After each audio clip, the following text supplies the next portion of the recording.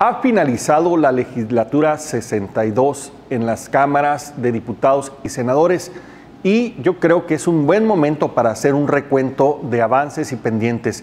Me parece que hay que destacar las leyes que han sido aprobadas: el Sistema Nacional Anticorrupción, la Ley General de Transparencia y Acceso a la Información Pública, la reforma constitucional sobre disciplina financiera de estados y municipios, que es muy importante para acotar este tema, la reforma constitucional en materia de desaparición forzada y los nombramientos de la titular de la PGR, Arely Gómez, de Eduardo Medina Mora, ministro de la Suprema Corte de Justicia de la Nación, y de Santiago Nieto, titular de la PEPADE. Sin embargo, hay otros temas que se quedaron en proceso, aprobado por una Cámara, pero no aprobado por la otra. Me refiero a la reforma política del Distrito Federal, a la ley para castigar el robo de gasolina, a la nueva ley FICREA y la ley de salarios mínimos. Y lo que sí no aparece todavía en la agenda de los partidos y de la legislatura que está por iniciar, el mando único, un tema fundamental para el tema de seguridad pública en este país, que mandó el señor presidente con urgencia y que se quedó en la congeladora,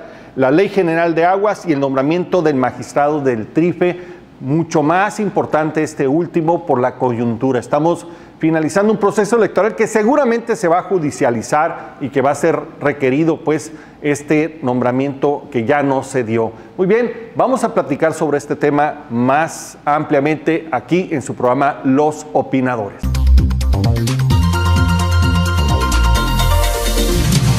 Bienvenidos sean ustedes a este programa, donde hoy vamos a tratar el tema del fin de la legislatura a nivel de la Cámara de Diputados, un periodo más donde tenemos avances, tenemos pendientes y algunos otros temas que se quedaron en el tintero.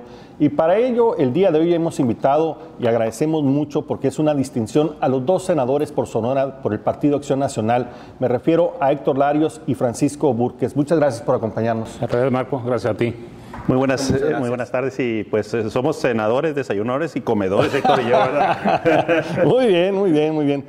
Realmente la política nacional ha tenido cambios importantes. Hemos visto en los últimos par de años dramáticos cambios, las reformas constitucionales, la aplicación o el iniciar la implementación de las mismas. Hemos visto grandes escándalos, hemos visto cómo las popularidades se han venido cayendo, cómo temas como el de la corrupción y los escándalos han golpeado a todos los partidos políticos. ¿Cuál sería, Héctor, tu valoración respecto a la política nacional? ¿Cómo la ves en este momento? Bueno, si estamos analizando el fin de la legislatura, o sea, estos 3 últimos años, sí, o los 3 primeros años de esta administración, yo te diría, en primer lugar, una enorme inexperiencia y como soberbia en el manejo de las cosas.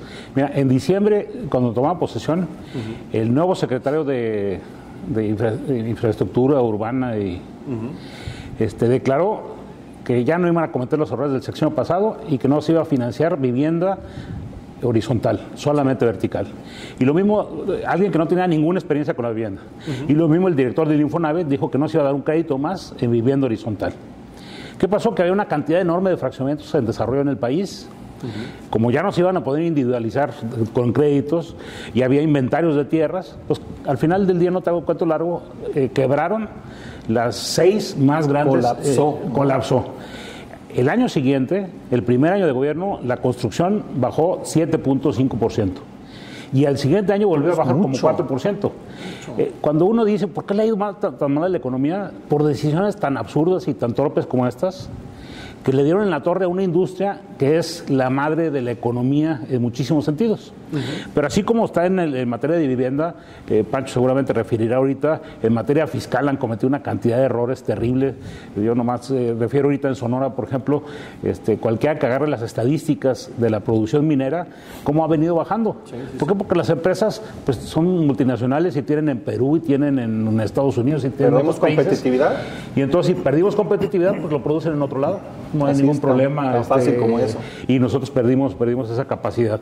Entonces, yo te diría, en breve, una primera mitad de la administración con muchísimos errores, recibieron con una economía muy sana y ahora ha crecido el endeudamiento 1/3 del que lo tomaron. Si tenían 2 pesos de deuda, ahora tienen 3 pesos de deuda total, y eso es gravísimo, y con una economía que se ha venido deteriorando. 15% ha crecido la deuda, ¿no? Es importantísima esa cifra. 31. 31. Un tercio. Wow. Y el presupuesto público ha subido 26% desde que entró este gobierno. Entonces ya sabemos dónde está el dinero. Tenemos un crecimiento económico de... Bueno, hemos tenido menos del 2 en promedio. El día de hoy se anuncia un primer recorte a la expectativa de crecimiento para el próximo. Ya empezamos otra vez, ¿no? Oye, Pancho, por otro lado, se difunde mucho el tema de las reformas, sin quitarle mérito al presidente Peña Nieto, pues fue un trabajo más bien de los partidos políticos que se pusieron finalmente de acuerdo y lo sacaron adelante. ¿Cuál valoras tú que ha sido la mayor aportación de este gobierno? Si tratamos de verlo en positivo, ¿qué ha hecho?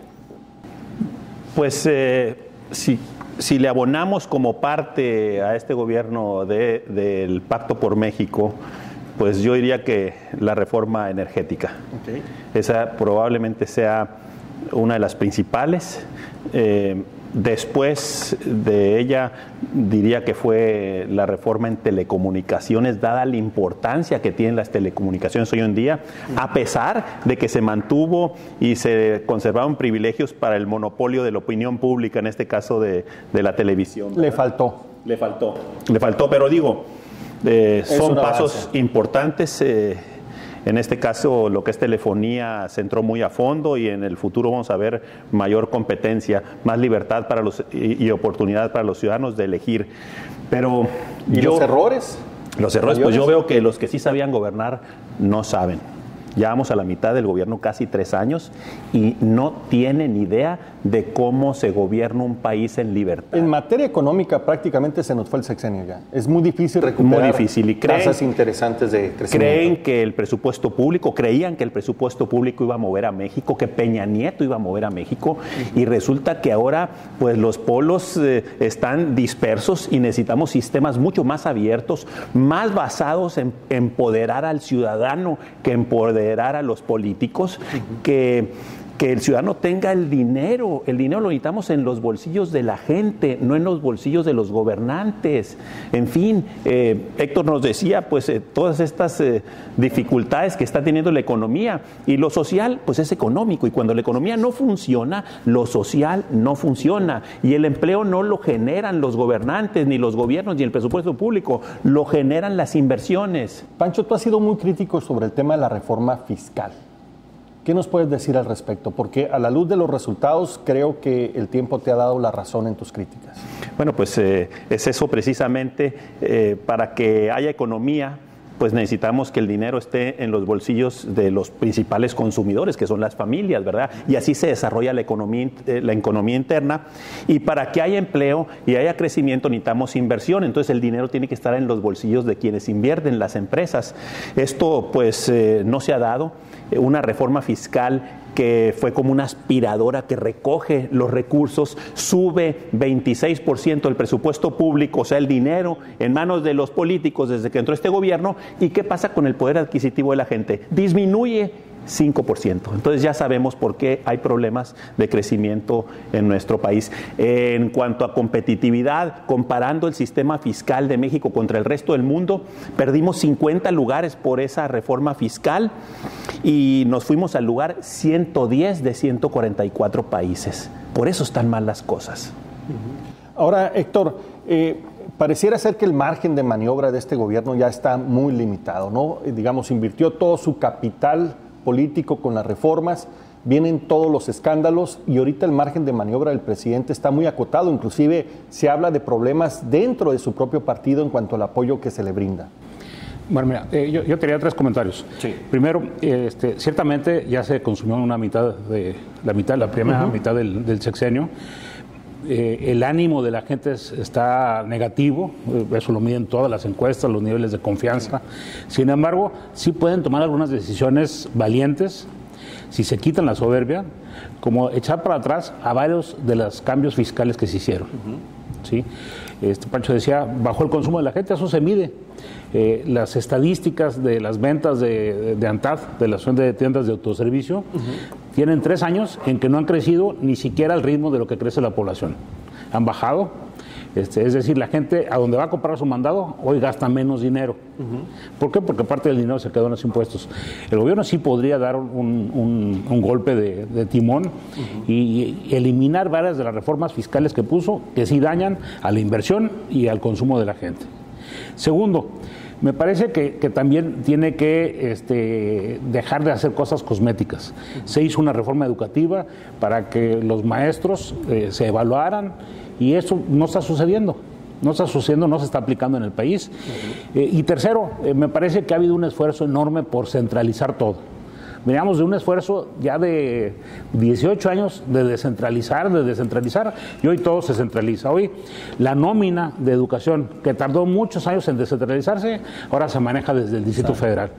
Las compras de medicamentos, a partir de ese año, se manejan consolidadas en el centro del país y ya no hay un esfuerzo, por eso son dos ejemplos mínimos, pero hay un esfuerzo enorme de centralización. Y cuando se centraliza todo, el error de una persona le dan la torre a todo el país. Lo que necesitamos es regresar otra vez a la descentralización con mayores controles. Ha habido cambios legales importantes para hacer eso y no pensar que nada más los del centro del país pueden hacer bien las cosas. Pancho, está claro que son dos proyectos de nación, el que defiende Acción Nacional y el que defiende el PRI ahorita en el gobierno. ¿Cuáles serían tus principales contrastes de lo que venía haciendo el PAN en 12 años a lo que está haciendo PRI en 3 años? Bueno, hay dos maneras de organizar la política. Es pensar que el gobierno va a ser el que va a resolver las necesidades de la gente, claro, con recursos de la propia sociedad civil, con impuestos y con su burocracia. Y la otra es pensar que cada ciudadano, con una oportunidad, con un buen entorno, sea quien por sí mismo salga adelante. Yo soy partidario de empoderar al ciudadano. ¿Por qué? Porque todas las fórmulas que nos han vendido a través de la historia, que implican que el político sea el que reparta los panes, han terminado mal, ¿verdad? Entonces el que parte y reparte, como es el gobierno, se queda con la mejor parte y se genera corrupción e ineficiencias. Entonces yo creo que el camino adecuado es el centrarse en el individuo, en la persona, en darle a cada mexicano la capacidad para que detone no solamente su esfuerzo físico, sino su talento. Tenemos millones de talentos en este país, más de 100 millones de talentos, pues hay que echarlos a volar. Y necesitamos quitarles esa camisa de fuerza. Regulaciones, impuestos, bueno, te voy a decir ejemplos. Los dos servicios públicos básicos como educación y salud, ¿quién los opera? ¿Quién los administra? El gobierno, con un monopolio, y te obliga a cada ciudadano a ir a la universidad que le dice el gobierno, a la escuela que le dice el gobierno, al hospital que le dice el gobierno, y funcionan muy mal. Pésimo, de lo peor que hay en el mundo. ¿Cómo lo podríamos resolver? Y yo quisiera también, a veces el PAN tiene ese camino, pero a veces le tiembla un poquito la mano. Necesitamos confiar más en la gente y el dinero no debería de pasar, el dinero público, por la burocracia. Debería de ir directamente al ciudadano, a las familias, para que ellos gestionaran la educación y la salud en donde más creen que le dan el mejor servicio. Entonces, lo mismo que hicimos con el tema de energía, debemos de hacer con el tema de educación y salud. Tenemos que abrir. Héctor, se trata de dos visiones diferentes de país, por lo visto. Se trata de dos visiones, bueno, afortunadamente coincidimos en muchos temas. Lo que se negó el PRI durante muchísimos años, los 12 años, se intentaron la reforma energética, la reforma de telecomunicaciones, la reforma en competencia económica, la reforma en amparo, todas esas se intentaron en 12 años. Y el PRI se negó rotundamente. Hoy, afortunadamente, tenemos coincidencia en eso. Y eso es lo que permitió que haya estas reformas que tarde que temprano van a liberar energías de mexicanos y van a ayudar a que crezca la economía y que se ofrezcan mejores empleos para los jóvenes. Sí hay una visión de que el gobierno, como dice Pancho, es el que debe de hacer las cosas, el que sabe de hacer las cosas bien y quitarle las cosas que haga la sociedad. Hoy todo es restrictivo. Si se quiere resolver el problema de obesidad en la población, entonces pongámosles impuestos al pan y pongámosle impuestos a los refrescos. Que le ha pegado durísimo a la gente de clases bajas, ¿no? Ha acreditado que no se usa el recurso para eso, no ha bajado el supuesto fin del problema de obesidad y el gobierno se ha llenado de... Fue totalmente recaudatorio. Totalmente recaudatorio. Pero en todos los sentidos el gobierno quiere imponer conductas cuando la gente por sí misma, con educación, puede tenerlas para mejorar y para progresar.